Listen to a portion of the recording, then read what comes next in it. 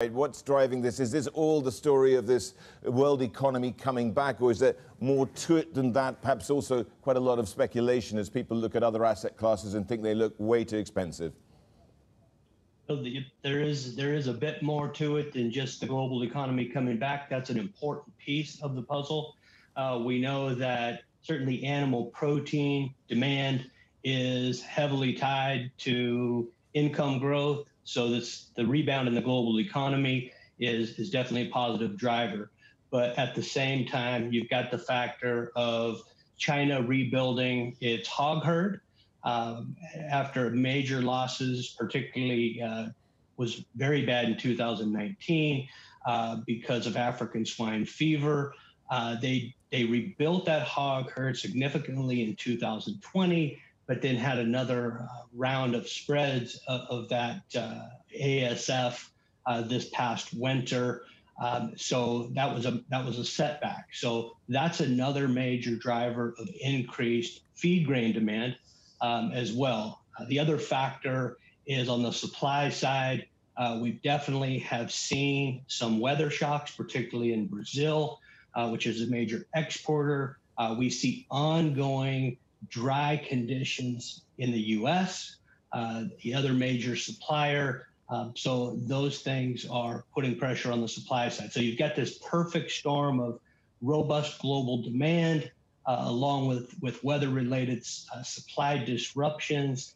And of course, you mentioned the less fundamental factors, and that is that you've got traders out there trying to they're long, trying to hedge inflationary risks. Roland, we'll come to inflation. I want to just get to the question we're really asking you there as well. Why is rice being left behind?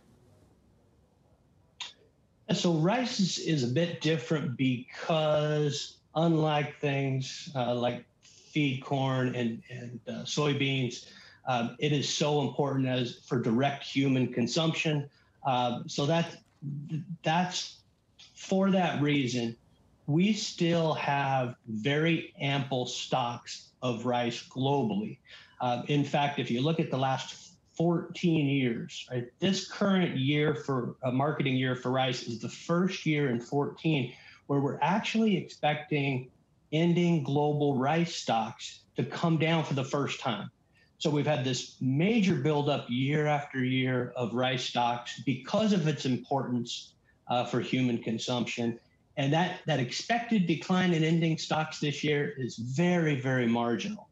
So that's the big difference. When you look at the feed grains, stocks are extremely tight. When you look at global rice stocks, yes, they're going to come down marginally, but still stocks are pretty robust. Roland, I want to touch on corn at 8-year highs, more than $7 a bushel. I mean, partly to do with Brazil, partly to do with China. Question really is, at what price will farmers start looking for alternatives? Well, there are reports that livestock feeders are already looking for alternatives. A lot of those reports have come out of China. We actually think that maybe that those reports are a little overdone.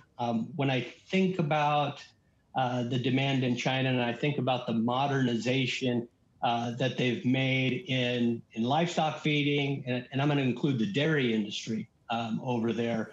Along with that modernization comes, the need to feed the best types of rations to this livestock to maximize gains.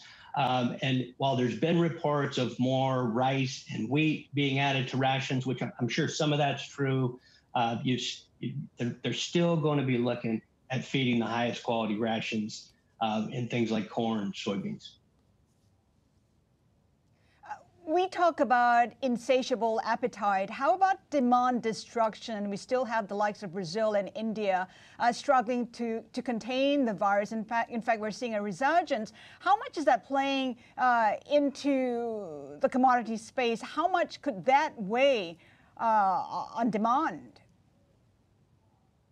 No, absolutely. You're right.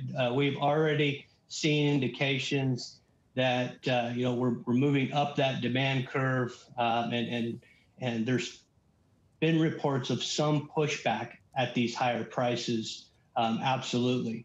So you've got these kind of offsetting factors globally. You've got a major shift out in demand, which is driving things. That's the driver's seat. At the same time, in some markets, you are starting to see some indications that consumers are pushing back, particularly, again, when I think about China and animal protein demand. That demand curve tends to be much more elastic than it is in, say, the U.S. market. So absolutely, consumers will pull back on purchases, and we've already seen indications of that. So when will China's demand then weigh on commodities? I mean, when will China say, we have enough? Look into the crystal ball, give us a gauge. Yeah, sure. No, we think that this robust Chinese demand for feed grains is going to remain in place for at least 2 to 3 years. And whether that ends up being 3 or 4 years is really going to depend on how the global grain crops shake out in 2021. We're early in the season, right? We're in the middle of planting over here in the United States, so we've got a long way to go. I think the June acreage report has the potential to be a major market mover in that. If global grain production is extremely robust this year, I think that will create a bit of downward pricing pressure in the agri-commodity space. But in terms of, to your direct question, that robust Chinese demand, we think it's got to continue for at least 2 to 3 years. To put it in perspective, go back 5 years, the stocks to use ratio in China for corn was at about 99%. Now roll forward to today, it's only about 36%. Roland, very quickly, I don't want to get too Malthusian about this, but is it also the case that we're going to have high agricultural prices for longer, given that the world population is where it is? Very, very quickly. For me, it's more about rising incomes in developing countries as much as it is about population growth. But from that perspective, the answer is yes.